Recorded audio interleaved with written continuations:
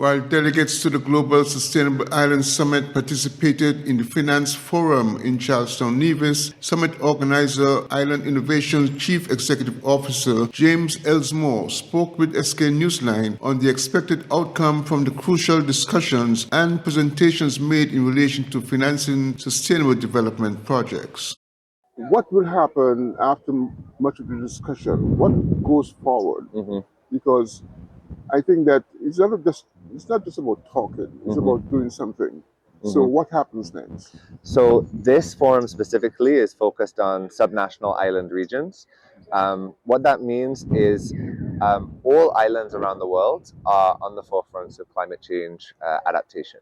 And that means that they need funding to adapt, whether it's building seawalls, rebuilding after storms or hurricanes, or just coping with higher levels of heat, all the different impacts of climate change. So how do islands facing those issues adapt to them?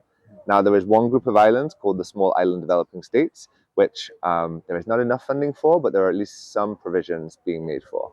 But many other islands that are here don't have those provisions. And so the conversation we're really having today is bearing those issues in mind. What can be done from the private sector, from banks, from philanthropy, from all these other angles? Where else can the finance come from? Because we're seeing also change in geopolitics, where development budgets are being shrunk. The word climate in some countries is becoming less used. And so with all these changes, we need to rely on multiple sources to make sure that that finance is available. So coming out of this, there is a gathering of different policymakers from a range of different places. We're working with representatives from those different institutions on really just starting the conversation. This is the first forum on what are the opportunities to use those.